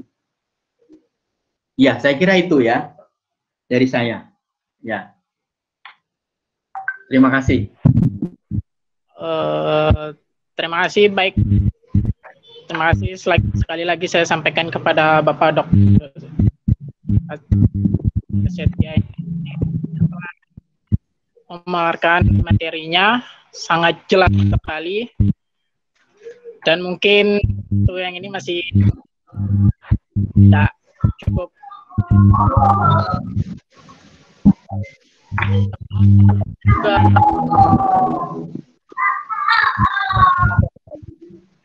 sebenarnya supaya lebih jelas lagi teman-teman bisa langsung bertanya, langsung bisa saja pertanyaannya mulai dari nama, terus dari jurusan mana, dari aktivitas mana, bisa langsung di komentar untuk lebih jelas terkait materi yang sudah disampaikan oleh Bapak.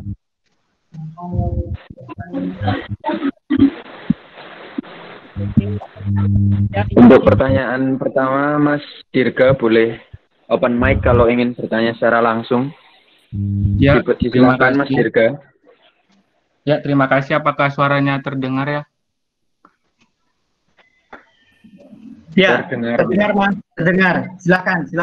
Dari ya, Pak, Oscar jadi nama saya Dirga dari Teknik Geologi 2018. Ya, Dirga ya. Oke. Ya, Pak. Jadi pertanyaan saya ada dua, Pak.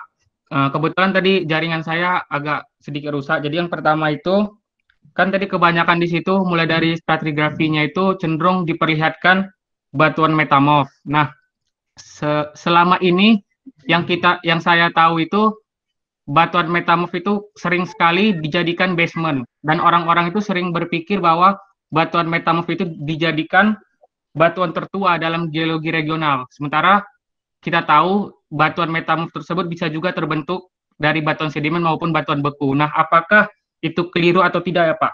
Jika batuan metamorf itu selalu dijadikan batuan tertua dalam geologi regional, karena kan seperti stratigrafi yang Bapak tunjukkan tadi itu belum sampai ke zaman-zaman yang lebih tua seperti Paleozoikum dan seterusnya. Apakah batuan metamorf tersebut cenderung dijadikan batuan tertua? Dan yang kedua itu, saya pernah baca itu adanya back margin dan kill margin. Nah, adakah hubungannya Pak prisma akresi tersebut dengan back margin dan kill margin? Di mana saya tahu itu back margin itu adalah suatu sisi di mana dia lebih keras dan dia itu terbentuk dari rekristalisasi, sementara kill margin itu cenderung yang berupa intrusi.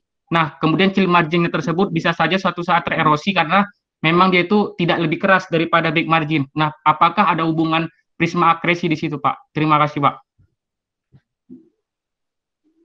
Terima kasih, Mas Dirga, pertanyaannya. Bisa langsung dijawab, Pak Pras? Oke. Jadi mengenai pertanyaan yang pertama, betul sekali kalau kita ketemu batuan metamorf saja gitu ya. Contohnya di Sulawesi. Di Sulawesi itu ada batuan metamorf, atau di Timor lah. Itu ada batuan metamorf, itu berumur berbeda. Yang satu itu umur, kalau di Sulawesi itu umur sebelum Cretaceous, jadi Mesozoik, ada batuan metamorf. Ada batuan metamorf, bahkan 3 di Sulawesi ya. Ada batuan metamorf Pretersier atau Mesozoik, ada batuan metamorf umur Oligocene, ya di lengan timur, dan ada batuan metamorf umur Pliocene di lengan utara. Jadi kalau kita melihat ketiga umur di suatu tempat seperti itu, maka belum tentu batuan metamorf tadi itu yang muda itu, yang berbeda-beda umurnya itu semuanya berstatus sebagai basement. Yang berstatus sebagai basement adalah batuan yang paling tua. Dalam hal ini adalah batuan Mesozoik, yaitu batuan yang berumur Pratesier. Karena itu di mana-mana, bukan di mana-mana, dia di Kalimantan, di Jawa itu himpunan metamorfiknya sama. Jadi batuan basement yang tadi kita diskusikan, itu memang batuan basement yang dianggap tertua di wilayah di Meratus, kemudian di Sulawesi, dan di Jawa. Tapi untuk batuan yang lebih muda di Sulawesi, itu nanti ada kaitannya dengan proses tektonik berikutnya. Ya, seperti kita ketahui, tektonik di Sulawesi itu lebih kompleks ya. Ada collision dengan Banggai Sula, kemudian nanti ada proses extension, ya, proses extreme extension karena terjadi rollback dan sebagainya tentang tektonik Indonesia Timur. Nah, itu menghasilkan batuan metamorf yang umurnya berbeda-beda. Dan itu bukan basement batuan metamorf yang umur muda itu. Jadi betul, batuan metamorf belum tentu basement.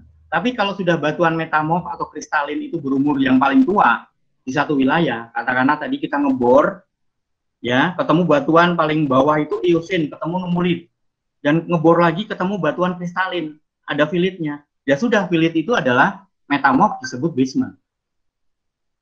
Kemudian kalau yang tadi Anda bilang chill margin dengan prisma akrasi, itu tidak ada hubungannya, Mas. Dan dalam skala itu, kalau chill margin itu kan terjadi di di sekitar intrusi, ya. Chill margin itu adalah wilayah yang bertekstur lebih halus karena batuan intrusinya itu mengenai batuan dinding, sehingga batuan intrusinya itu tiba-tiba mendingin karena dia bersenggolan dengan batuan dinding. Itu disebut chill margin dan teksturnya lebih halus. Dan itu tidak ada hubungannya dengan prisma akrasi, karena kalau prisma akrasi itu jauh lebih kompleks. Dimensinya, kemudian kejadiannya itu sangat berbeda. Prisma akrasi itu ya palung, kalau kita mau lihat sekarang. Jadi kalau Anda mau lihat batuan prisma akrasi itu Anda seperti melihat batuan yang ada di Palung sekarang ini. Yang jadi pulau-pulau Nias, Pulau Simeluwe, dan sebagainya itu di Sumatera Barat. Itu prisma akrasi, dan itu karang sambung itu dulu. Seperti itu, ya. Ya, baik Pak, terima kasih atas jawabannya, sudah sangat menjawab Pak.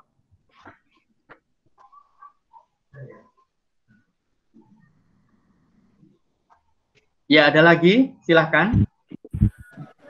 Teman-teman yang ingin kembali bertanya bisa lewat chat atau bisa juga langsung open mic-nya. Silahkan. Open mic ada deh, open mic. Ya. Ya. Biar langsung berkenalan, nama, angkatan juga, dari jurusan mana.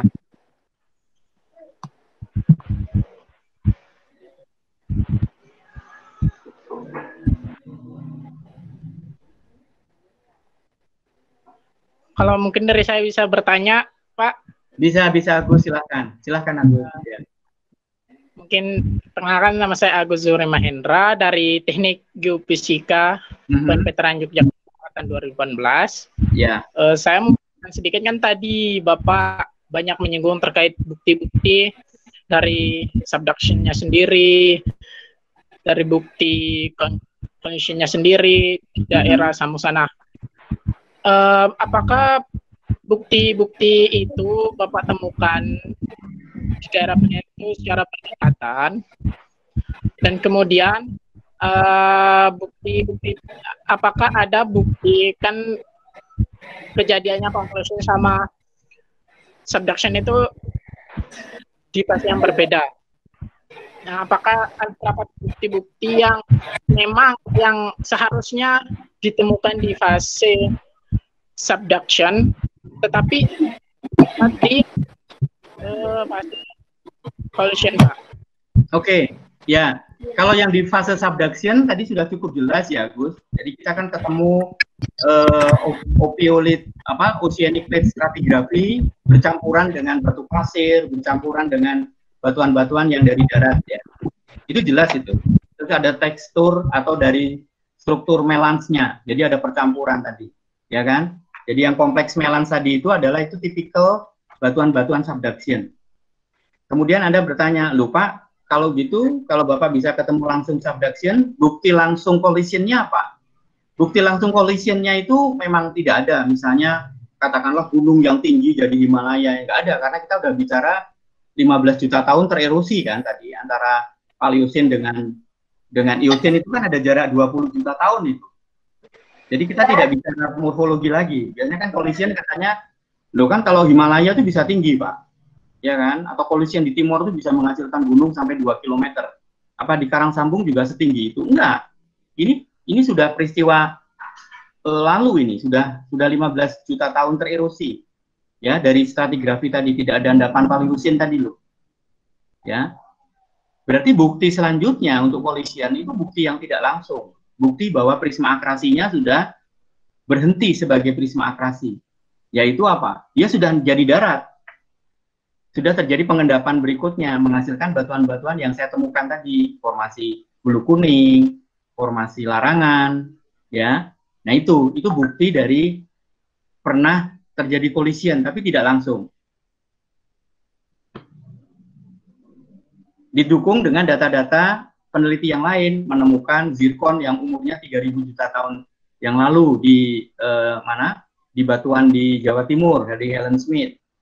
Dari zirkonnya itu umur kalau ribuan juta tahun, itu umur yang sangat spesifik untuk Gondwana, batuan-batuan kontinen yang sangat tua, yaitu Gondwana.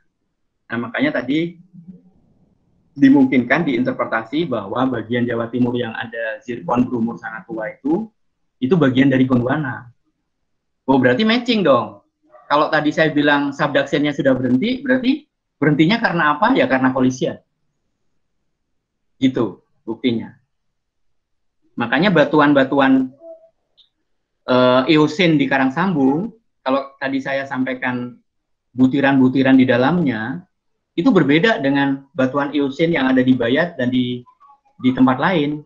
Karena di Karangsambung itu lebih banyak mengandung material-material basement, ada skisnya, ada rijangnya, ada basaltnya, ada filitnya, gitu di batuan-batuan pasirnya itu, ya kan? Kalau kita mendeskripsi batu pasir itu kan kita bisa lihat komponen-komponennya, toh.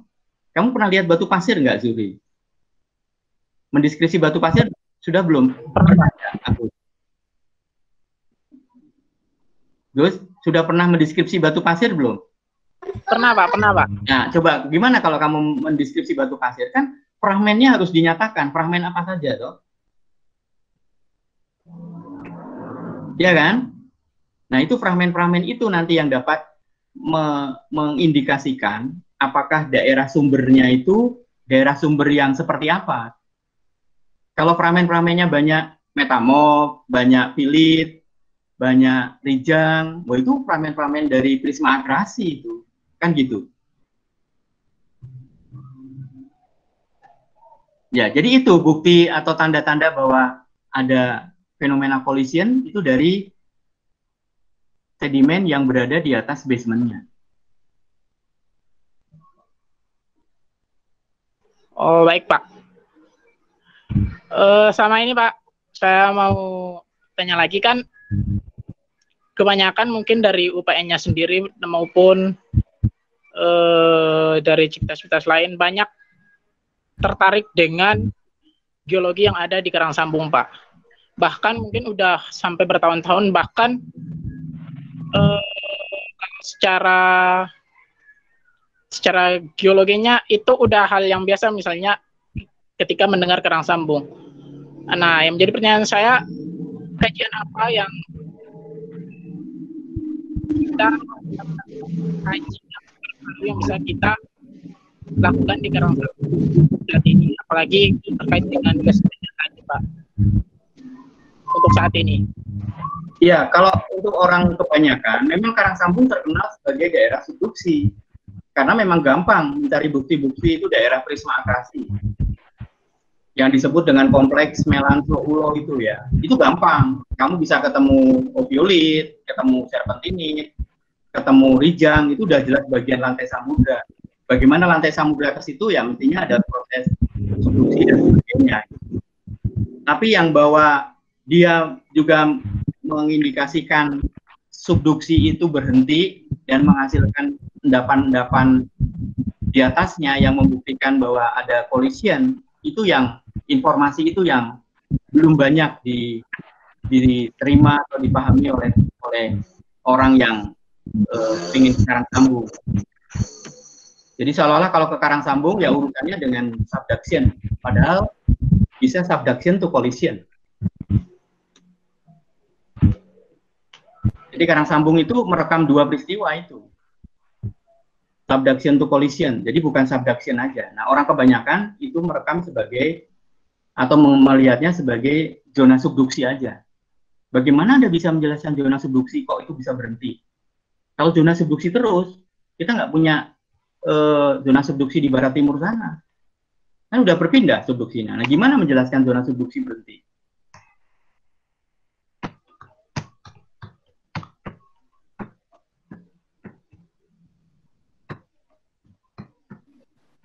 Oh, baik Pak, terima kasih.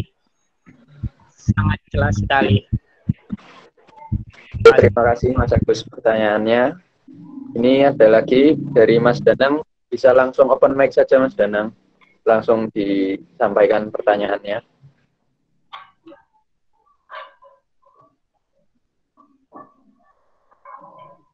Ya, perkenalkan nama saya Danang Haji Prasetyo dari Biologi UPN Angkatan 2017. Saya ingin bertanya tentang salah satu yang tadi saya lihat di slide Bapak, ada yang tentang struktur Budin atau Budiness. Kalau saya pernah baca, betul. Itu ada kaitannya dengan suatu ekstensi atau ya intinya peregangan. Nah, apakah peregangan yang menyebabkan struktur tersebut itu harus dalam skala besar, artinya memang fase tektoniknya sedang ekstensi, sedang rifting, atau itu sebenarnya disebabkan hanya dalam skala kecil saja gitu? Jadi skala kecil maksud saya itu mungkin fase tektoniknya tidak sedang rifting, tapi mungkin ada sedikit tarikan di daerah tersebut secara lokal pada saat itu, sehingga terbentuklah struktur seperti itu. Pertanyaan saya seperti itu. Oke, itu pertanyaan bagus Danang ya. Jadi Bodin itu memang secara kejadian mekanismenya itu mekanisme extension, karena nggak mungkin ya bentuknya itu seperti ujungnya lancip begitu ya, di kedua ujungnya itu melancip, itu kalau bukan karena proses tarikan extension. Cuma mekanismenya yang tarikan itu adalah efeknya. Jadi kalau Anda bayangkan ya, ada sebuah perselingan batu lempung dengan batu pasir gitu, ya.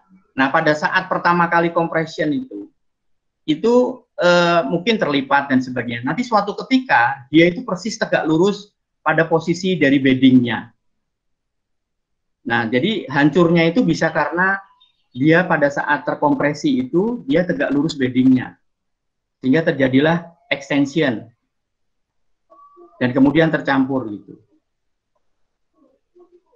Jadi mekanismenya memang extension di dalam di dalam proses percampurannya, tetapi rejim besarnya itu adalah rejim kompresi di dalam palung. Jadi pada posisi-posisi tertentu ketika dia terdeformasi itu dia mungkin terlipat belum jadi Bodin. Ya, tapi nanti suatu ketika dia gencetannya itu tegak lurus beddingnya, dia bisa pecah-pecah, ya, dilingkupi oleh shell itu menjadi seperti tadi, pecah-pecah menjadi seperti gambar olisostrom tadi, Mas. Tapi fasenya bukan tarikan, tapi fasenya ditekan dari atas atau dari bawah atau dari posisi seperti apa, tapi nanti mekanismenya memang extension. Oh iya. Iya Pak. Ya, baik. Betul. Ya, pertanyaan bagus itu. Ya, betul. Itu karena extension. Tapi di dalam sebuah ruang atau di dalam suatu keadaan yang sebetulnya itu compression, ya, karena di palung ya. gitu. Ya. Tadi di gambar saya kan ada itu, yang gambar jenis-jenis melan formation itu. Itu kan digambarkan juga bentuknya adalah melancip-melancip kan? Ya. Tapi gambar besarnya di palung, compression dia. Gitu. Oke. Ya. Iya Pak, baik Pak, terima kasih. Oke, terima kasih. Oke, teman-teman yang lain, audiens dipersilahkan untuk pertanyaannya.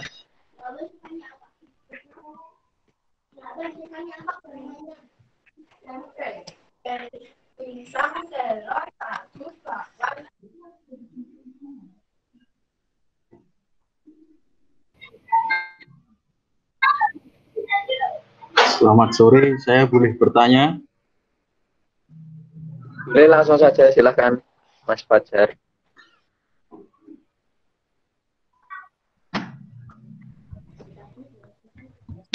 Mari silahkan Mas Fajar. Selamat sore Pak Pras, terima kasih untuk presentasinya. Ya, selamat sore ya. Yang ingin saya tanyakan yang pertama, untuk di Jawa itu kan salah satu singkapannya juga singkapan buatan pertama itu kan sudah terdapat di Ciletuh. Nah, apakah Ciletuh itu masih masih satu kemenerusan dengan Karangsambung dan Bayat atau tidak? Nah, kemudian pertanyaan yang kedua, tadi di slide-nya Bapak sempat ada foto mengenai singkapan perulangan antara Rijang dengan Batu Gamping Merah. Nah, itu untuk genetiknya sendiri itu bagaimana ya Pak? Padahal kita ketahui bersama bahwa Rijang dengan Batu Gamping Merah itu untuk pembentukannya sendiri berbeda jauh Pak. Apakah ada pengaruh dari tektoniknya atau bagaimana Pak? Mungkin itu saja. Terima kasih Pak. Oke, terima kasih Fajar ya pertanyaannya tentang Ciletuh ya. Ya, Ciletuh ini akhir-akhir ini memang seperti Pak Awang Satyana itu melihat bahwa Ciletuh itu umurnya katanya dari data yang beliau dapat itu lebih muda. Tapi tetap ada unsur-unsur yang sampai mendekati Cretaceous. Jadi pada satu saat Ciletuh, Bayat, dan Karangsambung itu memang satu sistem Cretaceous subduction. Cuma memang nanti di bagian-bagian di daerah di daerah Cirebon, di daerah apa itu dalam papernya itu Pak Awang itu membuat sesar sehingga dia bergeser ke selatan begitu. Jadi ada terpotong oleh sesar, kalau tidak salah sesar Cilacap Pamanukan ya, begitu. Jadi makanya letaknya itu agak sedikit ke arah ke arah barat atau ada offset lah antara Karangsambung dengan Ciletuh begitu. Jadi memang kemudian ditafsirkan ada terpotong oleh patahan itu. Tetapi kalau dari mekanisme bahwa batuan-batuan metamorfnya kemudian pada umur-umur tertentu tuh ada yang sampai menyentuh late Cretaceous ya atau Paleocene, itu berarti pernah menjadi satu sistem dengan subduksi itu. Sebab kalau umurnya lebih muda, itu di Karangsambung tadi saya sudah bilang bahwa akan ada di Karangsambung itu dari presentasinya atau dari risetnya Pak Joko itu ada yang umur tua dan ada yang umur yang muda. Yang umur yang muda itu adalah umur yang kita jelaskan sebagai subduksi late Cretaceous. Nah, Ciletuh itu adalah yang late Cretaceous. Mungkin untuk yang lebih tua tidak bisa dijelaskan apakah dia sampai ke Ciletuh atau tidak. Gitu. Bahwa kemudian di Cretaceous itu dijumpai bukti-bukti yang lebih muda, itu memang kemudian ada model yang namanya itu sub-oceanic subduction system ya. Jadi ada subduction system yang lain, dan itu sedang diteliti atau sedang dicermati oleh Pak Awang Satyana. Kemudian kalau pertanyaan yang kedua itu tentang Rijang dengan Batu Gamping Merah, itu saya pernah menjelaskan dalam kuliah tektonika, itu ternyata suatu mid-oceanic ridge itu bisa berada di atas CCD, di bagian yang dekat dengan mornya. Jadi dia di atas 2000 meter. Nah, kemudian dia baru bentuknya itu melampar punya slope ke bawah, makin lama itu makin dalam karena oceanic crust-nya semakin tua, semakin berat. Jadi kita nggak bisa membayangkan lantai samudranya rata seperti tadi, Mas.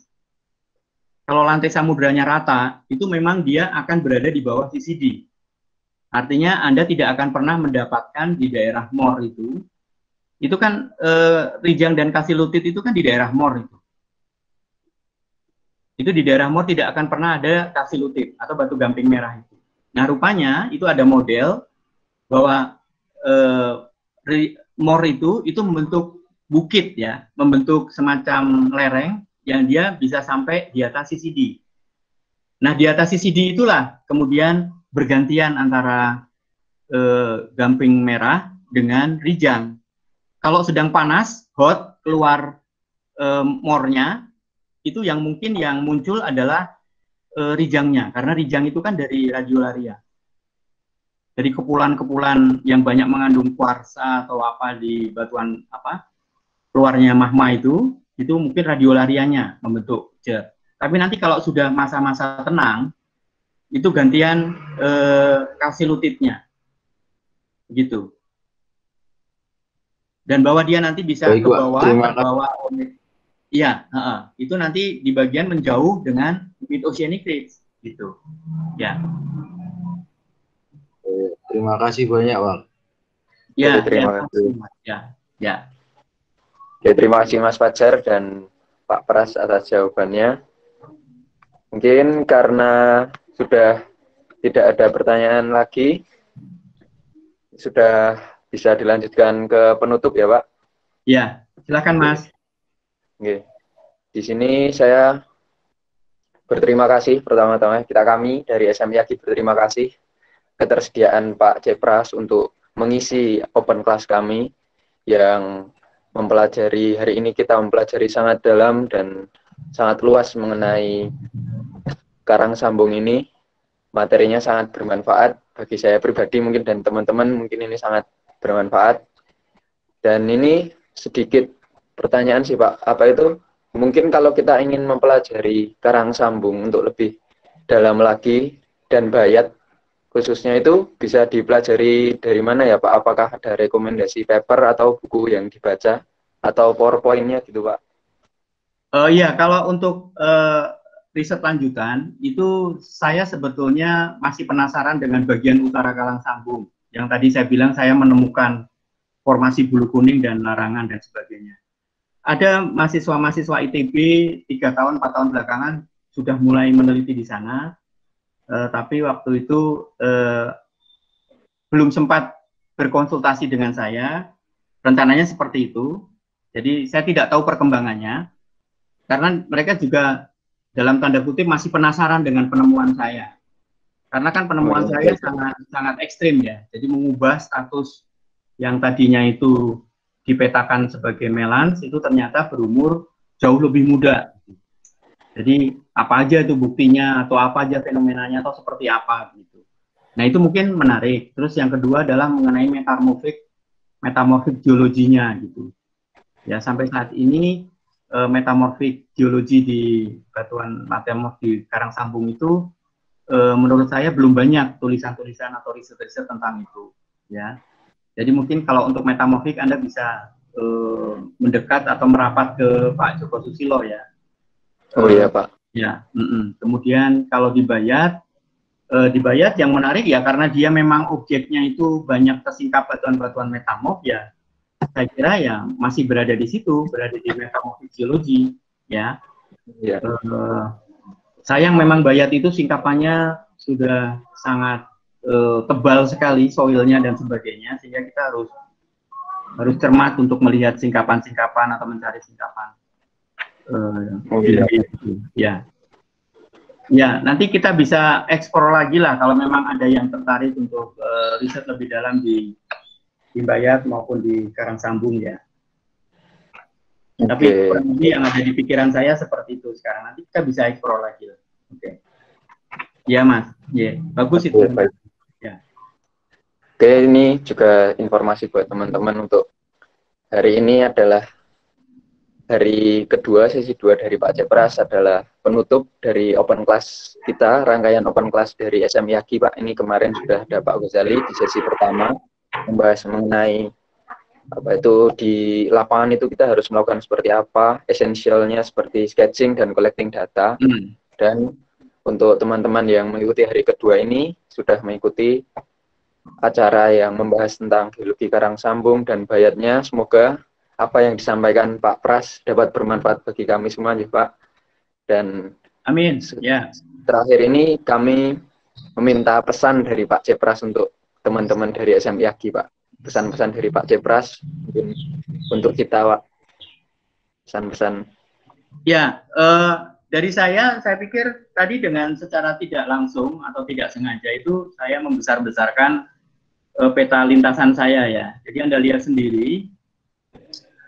Sampai ke penelitian riset S3 pun itu saya masih mengandalkan data lapangan. Baik, ya. Kenapa saya sangat rely on data lapangan? Karena saya memang prinsip saya pengen lihat sendiri. Jadi dari bangunan-bangunan masalah riset yang saya susun, itu saya harus dapat bukti yang bisa saya lihat sendiri itu sebanyak-banyaknya. Ya. Oke, baik. Ya, jadi buat Anda saya pikir sense untuk ke lapangan, untuk jadi seorang geologis yang sangat high skill di lapangan gitu ya, yang kemarin sudah dijelaskan oleh Mas Ghazali, itu saya kira menjadi hard skill yang perlu dipupuk ya gitu. Oh, baik, Pak. Karena geologi itu bukan ilmu buku. Geologi itu bukan ilmu laboratorium. Geologi itu ilmu lapangan. Jadi dia sangat rely on pengalaman kita di lapangan. Jadi ketajaman kita untuk melihat sesuatu. Nah, oleh karena itu seperti orang belanja di grocery store atau belanja di mall, itu kan banyak sekali kan barang-barang yang kamu lihat dan sebagainya. Tapi kalau kamu tidak punya bekal, skill dan sebagainya, bagaimana kamu bisa mendapatkan barang-barang itu atau yang kamu inginkan atau apa itu? Kalau kamu nggak punya bekal. Nah, kalau di mall ya bekalnya duit lah. Kalau di lapangan itu bekalnya apa? Ya bekalnya ilmu. Bekalnya adalah hal-hal yang ada di publikasi. Jadi kamu harus rajin baca. Jadi dengan publikasi itu kamu harus dekat. Jadi harus apa? Misalnya seperti sekarang kita bicarakan karang sambung. Kalau kamu tertarik dengan apa bagian tertentu dari hal yang saya singgung tentang di karang sambung dan bayat, ya silahkan cari. Misalnya tadi ada yang penasaran dengan kenapa batuan metamorf tidak disebut sebagai basement, bisa tidak disebut sebagai basement. Nah berarti di situ ada daya tarik, cari deh batuan metamorf di satu tempat yang umurnya itu beda-beda. Ada apa dengan peristiwa itu? Gitu. Jadi saya kira keinginan di lapangan nanti, kemudian praktek skill di lapangan itu tetap harus di backup, didukung dengan luas membaca menurut saya, banyak bacaan. Karena dari bacaan itu kemudian itu akan menabung. Baca itu seperti menabung ya. Lalu nanti di mana Anda spend money-nya, spend bekal itu ya kalau ke lapangan. Untuk memecahkan masalah yang Anda lihat yang mungkin orang lain tidak melihat itu. Nah itu ketajaman itu yang muncul ya kalau kita banyak baca ya. Gitu. Ya saya kira itu deh dari saya. Jadi saya melanjutkan dengan apa yang sudah dijelaskan oleh Mas Ghazali kemarin. Jadi bukannya nggak nyambung ya. Jadi apa yang dijelaskan Mas Ghazali itu sudah saya praktekkan kemarin di Karang Sambung, di riset saya itu kemarin. Dan saya buktikan itu. Kamu bisa lihat itu, di setiap sungai di Karang Sambung sudah saya masukin itu. Sungai besar maksudnya. Ya. Ya seperti itu Mas. Ya. Oke, baik Pak. Terima kasih Pak, pesan-pesannya semoga menjadi bekal kita ya Pak untuk menjadi geologis yang semangat untuk selalu di lapangan. Ya, geologis UPN harus seperti itu. bacaannya banyak, ya, ke lapangan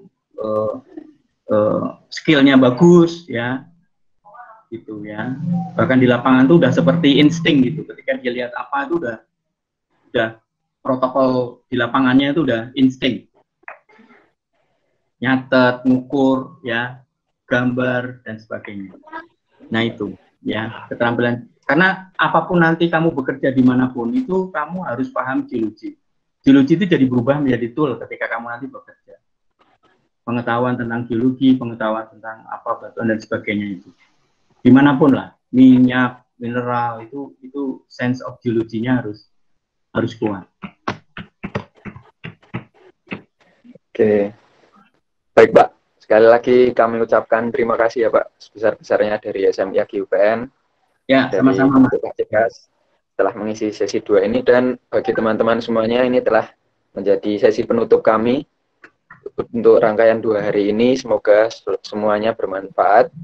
Dan saya, Oscarino dan Agus sebagai moderator akan menutup acara ini dengan bacaan doa. Marilah dengan doa bersama-sama, berdoa mulai.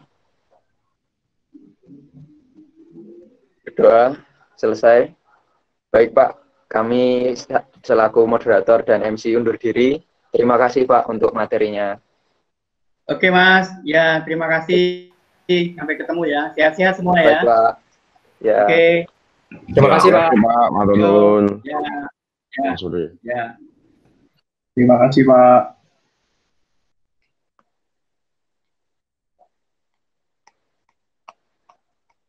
Terima kasih teman-teman semuanya. Mbak.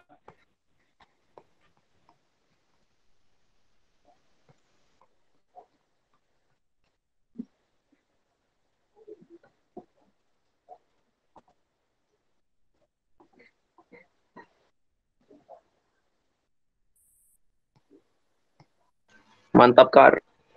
Agus yang mantap. Oke. Terima kasih semuanya. Dah. Yo. Close way. Sip. Terima kasih semuanya. Terima kasih yang udah bergabung.